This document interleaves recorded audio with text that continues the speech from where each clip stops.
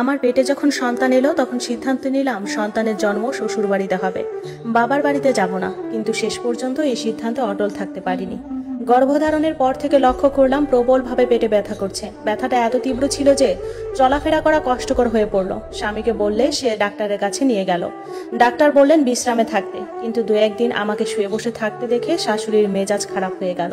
তিনি একদিন রুমে এসে কাটা কাটা উচ্চারণে বললেন, সন্তান তো আমিও ধারণ করেছি, কিন্তু তখন তো তোমার মতো এভাবে শুয়ে বসে থাকিনি, এসব ঢং বাদ দাও। তারপর রুম থেকে বেরোনোর সময় গজগজ করে বললেন, যত সব ফাঁকিবাজ, কাজ না করার বাহানা। ডাক্তারের কথা আর মানা সম্ভব হলো না। প্রবল ব্যথা নিয়ে সংসারের কাজ করে যেতে লাগলাম। কাজ বেশি করতে হতো, কারণ কাজের লোক রাখা শাশুড়ি পছন্দ করতেন না। আমার স্বামী ব্যবসায়ী, কিন্তু তখন তার ব্যবসা খারাপ যাচ্ছিল, তাই আগের মতো খরচ করতে পারছিল না। গর্ভকালীন সময়ে মেয়েদের যে বাড়তি পুষ্টিকর খাবার খেতে হয় এটা সে বুঝতো। সে তার সাধ্য অনুযায়ী আমার জন্য দুধ, ডিম, ফলমূল কিনে আনতো। বাড়ির সবার জন্য এসব খাবার কেনার সাধ্য তার ছিল না। অবশ্য আমার শ্বশুর তখনও চাকরি করতেন, এসব খাবার তিনি অনায়াসে কিনতে পারতেন, কিন্তু তিনি তা না করে এবং ছেলের আর্থিক সমস্যার কথা বিবেচনা না করে ছেলের উপর খেপে গেলেন। আমাকে শুনিয়ে একদিন আমার স্বামীকে বললেন, তোকে জন্ম দিয়েছি, লালন পালন করে বড় করেছি, আর আজ তুই বাবা মাকে দুধ, ডিম, ফলমূল না খাইয়ে পরের ঘরের মেয়েকে খাওয়াচ্ছিস? এত নিচে নামলি কি করে তুই? শাশুড়ি তখন বললেন, বউ পেয়েছে, এখন কি আর বাবা মার কথা মনে থাকবে? নিমক হারাম ছেলে। স্বামী তখন নরম সরে বলল, আমার এখন ব্যবসা ভালো যাচ্ছে না, তাই সবার জন্য ওসব খাবার কিনতে পারছি না। বউকে তো বিলাসিতা করে খাওয়াচ্ছি না, এখন ওর পুষ্টিকর খাবার দরকার। তারপর বলল, কথা দিচ্ছি ব্যবসার মন্দা কেটে গেলে আপনাদের জন্য ভালো খাবার প্রতিদিন কিনবো।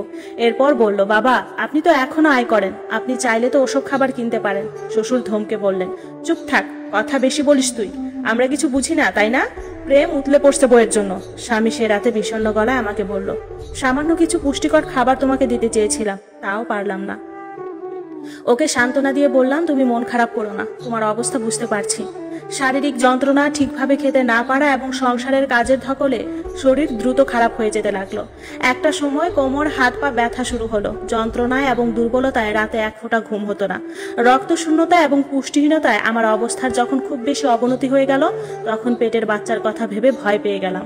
ভাবলাম ওর যদি কিছু হয়ে যায়। সেই ভয় থেকে অতঃপর শ্বশুর বাড়িতে সন্তান জন্ম দেওয়ার সিদ্ধান্ত থেকে সরে আসতে বাধ্য হলাম এবং ভগ্ন কণ্ঠে স্বামীকে বললাম, আমাকে বাবার বাড়িতে নিয়ে চলো। সে আমার কথা রাখলো।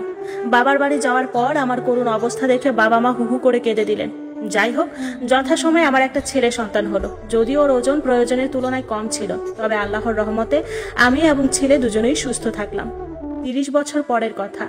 স্বামী এবং শ্বশুর শাশুড়ি মারা গেছেন, ছেলেকে বিয়ে করালাম। তারপর পুত্রবধূ যখন গর্ভবতী হলো, তখন বউয়ের হাত ধরে বললাম, মা গো, তোমার যখনই কোনো সমস্যা হবে আমাকে বলবে, আর তোমার এখন ঘরের কাজ করার দরকার নেই। আমি নিজে ছেলের বউয়ের দেখাশোনা করছি, সুষম খাবার খেতে দিচ্ছি, ডাক্তারের কাছে নিয়ে যাচ্ছি।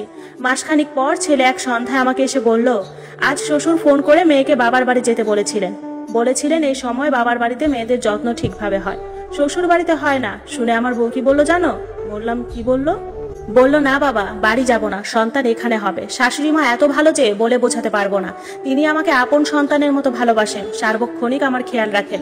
তোমরা নিশ্চিন্তে থাকো। শুনে চোখ দুটো হঠাৎ ভিজে উঠতে চাইলো।